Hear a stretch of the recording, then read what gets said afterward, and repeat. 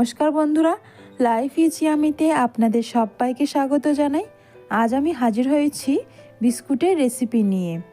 সন্ধেবেলায় যাদের বিস্কুট ছাড়া চা চলে না, তারা অবশ্যই কিন্তু এই রেসিপিটা একবার হলেও ট্রাই করতে পারেন। এই বিস্কুটগুলি দেখতে যতটা সুন্দর হয়, খেতেও কিন্তু ততটাই টেস্টি হয়। তো আর দেরি না করে আজকে রেসিপি শুরু করছি। আর আমার চ্যানেল এখন না সাবস্ক্রাইব করা থাকলে সাবস্ক্রাইব করার অনুরোধ রইল। বিস্কুট বানানোর জন্য প্রথমে আমি এখানে নিয়ে নিলাম চিনির গুঁড়ো। চিনিটা মিক্সিতে গুঁড়ো করে নিয়েছি। আপনারা যতটা পরিমাণ মিষ্টি খেতে পছন্দ করেন ততটা পরিমাণ দিয়ে দেবেন। এরপর দিয়ে দিলাম 1 কাপ আটা। এরপর দিয়ে দিচ্ছি 1 চিমটে নুন, হাফ চামচ বেকিং পাউডার, বড় চামচের 1 চামচ গুঁড়ো দুধ। সমস্ত শুকনো উপকরণগুলোকে আমি ভালো করে মিশিয়ে নেব। তো দেখুন ভালো করে মেশানো হয়ে গেছে। এবার এখানে আমি দিয়ে দেব সাদা তেল। আমি এখানে হাফ কাপ সাদা তেল দিচ্ছি। তো সাদা তেল দেওয়ার পর এটা আমি মেখে নেব। মেখে এটা একটা ডো তৈরি করে নেব। আর বন্ধুরা, এখানে কিন্তু জল ব্যবহার করব না, শুধু তেলের সাহায্যেই আমি আটার ডো তৈরি করে নেব। এখানে আটার পরিবর্তে আপনারা কিন্তু ময়দা ব্যবহার করতে পারেন। আটার ডো মাখা হয়ে গেছে। এবার আমি বিস্কুট তৈরি করে নেব। তার জন্য অল্প পরিমাণ ডো নিয়ে এইভাবে গোল করে চ্যাপটা করে বিস্কুটের শেপ দিয়ে দিচ্ছি। আপনারা নিজেদের পছন্দের মতো শেপ কিন্তু দিতে পারেন। আমি এইভাবে চ্যাপটা করে বিস্কুটের শেপ দিয়ে একটা চামচের সাহায্যে মাঝখানে এই মতো একটু গর্ত করে নিচ্ছি। এবার এখানে আমি অল্প পরিমাণ কিশমিশ নিয়েছি। কিশমিশটা এই গর্তে আমি দিয়ে দিচ্ছি। আপনারা চাইলে এখানে কাজু ব্যবহার করতে পারেন, আবার বিস্কুটটা শুধুও রাখতে পারেন।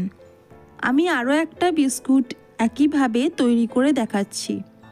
বন্ধুরা, একবার হলেও বাড়িতে এইভাবে বিস্কুট বানিয়ে খাবেন। আশা করছি আপনাদের অনেক ভালো লাগবে। তো দেখুন বিস্কুটটা আমি তৈরি করে নিয়েছি। একইভাবে চামচের সাহায্যে গর্ত করে এখানে আমি কিশমিশ দিয়ে দেব। আর এইভাবে প্রত্যেকটা বিস্কুট আমি তৈরি করে নেব। দেখুন সমস্ত বিস্কুট কিন্তু তৈরি করা হয়ে গেছে। এবার এইগুলো আমি বেক করে নেব। বেক করার জন্য আমি এখানে একটা ছোট প্লেট নিয়েছি। এবার এখানে আমি সামান্য তেল ব্রাশ করে দিচ্ছি। খুব ভালো করে তেল ব্রাশ করা হয়ে গেছে। এবার প্লেটের মাপ করে আমি একটা লেখার কাগজ কেটে নিয়েছি। কাগজের ওপরও কিন্তু সামান্য পরিমাণ তেল দিয়ে দিয়েছি। এবার যে বিস্কুটগুলো তৈরি করে রেখেছিলাম সেইগুলো আমি সাজিয়ে দিচ্ছি।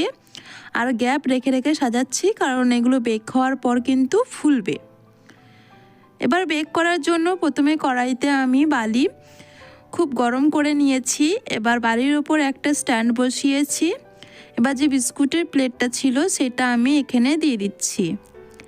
গ্যাসের ফ্লেম লো টু মিডিয়ামে রেখে এটা আমি চাপা দিয়ে দেবো 20 মিনিটের জন্য। ফিরে এলাম 20 মিনিট পর। দেখুন বিস্কুটগুলো কতটা ফুলেছে। বিস্কুটগুলো কিন্তু একদম রেডি হয়ে গেছে। আমি এগুলো এবার তুলে নিচ্ছি। তুলে বাকি বিস্কুটগুলো একইভাবে আমি বসিয়ে দেব। তো এই ছিল বিস্কুট তৈরির রেসিপি। এই রেসিপিটা কেমন লাগলো অবশ্যই আপনারা কমেন্ট বক্সে জানাবেন। আর এইভাবে বিস্কুট তৈরি করে খাবেন। আশা করছি আপনাদের অনেক ভালো লাগবে। বিস্কুটের ভেতরটাও দেখুন খুব ভালোভাবেই কিন্তু তৈরি হয়েছে। আজকের ভিডিওটি ভালো লেগে থাকলে লাইক অ্যান্ড সাবস্ক্রাইব করে দিয়ে পাশে থাকবেন এরকম নতুন নতুন ভিডিও পাওয়ার জন্য।